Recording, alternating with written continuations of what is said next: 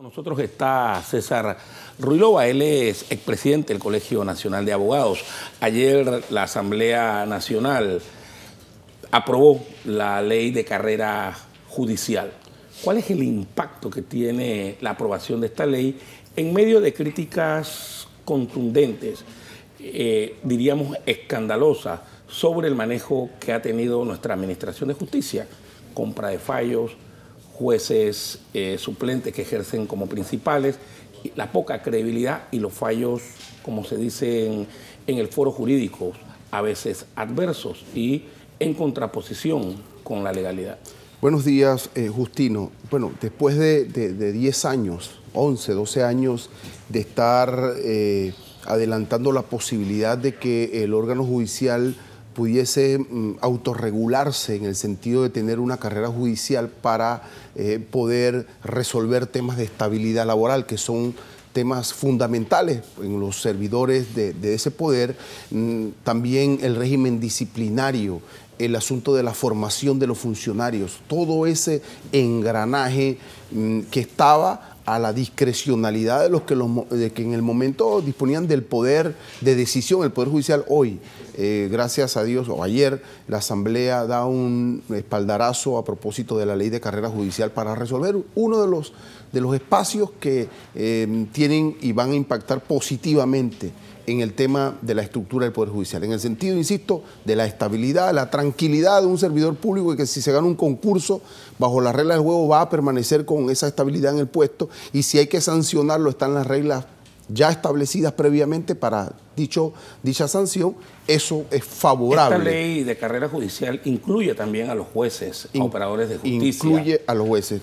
Están algunos magistrados. Están los magistrados de los tribunales superiores hacia abajo, no los magistrados de la Corte Suprema de Justicia. Que sería lo ideal. Que sería lo ideal, pero ya habría que reformar la Constitución para ello. Pero diga, mire, hay algo que me preocupa y era el tema del elemento disciplinario.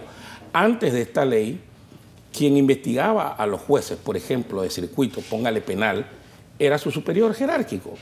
Entonces, había un conflicto de intereses, porque si yo soy juez y a mí me investiga mi superior jerárquico, que es el magistrado, cuando el magistrado me pide un favor a mí, obviamente que yo se lo voy a hacer, porque él es quien en algún momento puede ver mis temas disciplinarios. Entonces, eso se eliminó, gracias a Dios, y ahora hay un comité. Explíquenos en qué consiste para... De hecho, la historia marca que el superior, quien mantenía la competencia disciplinaria del inferior, se quedaba con el expediente allí y era como una espada de Damocles que tenía este funcionario de menor jerarquía sobre el superior para un poco impactar en su independencia. Ahora hay una estructura que está configurada por la participación de miembros independientes en el Poder Judicial, que se van a encargar, que no tienen relación jerárquica funcional directa con el funcionario investigado, y se va a encargar del régimen disciplinario. Una estructura disciplinaria clara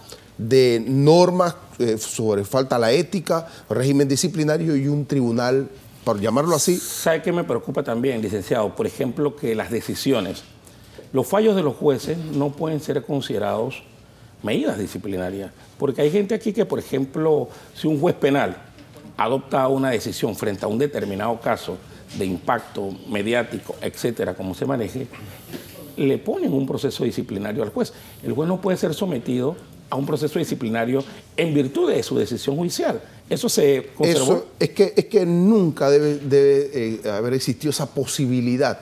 Pero claro, en la cultura de la abogacía, del abogado litigante, que se siente molesto, inconforme por ello, recurre a esto, y por la estructura piramidal actual del Poder Judicial le han dado cabida o posibilidad de admitir por lo menos ese tipo de acciones o quejas. Ahora debe quedar descartado con un tribunal, una estructura independiente, disciplinaria de ese fenómeno. Pero me preguntaste cuál es el impacto de este proyecto, de esta ley ya, que está pendiente ahora de la sanción del Ejecutivo. Bueno, el impacto puede ser 100% positivo, medianamente positivo o nada positivo, en el sentido de la implementación de la dotación presupuestaria. ¿Para qué?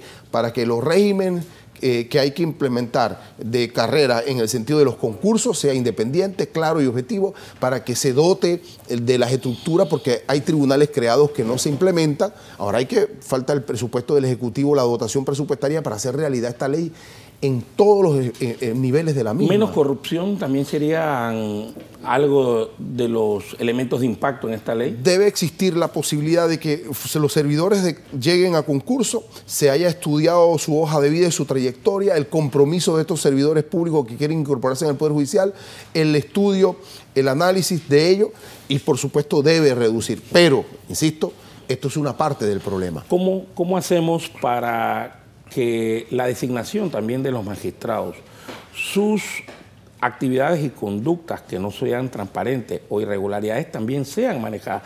Habría que reformar la Constitución, pero ¿cómo llegar a ese nivel sin siquiera, por ejemplo, la constituyente ha sido aplazada en un momento tan vital como el que vive el país? Yo soy partidario de una constituyente, pero a propósito de la escogencia de los magistrados de la República, tenemos un sistema objetivamente interesante, igual que el norteamericano.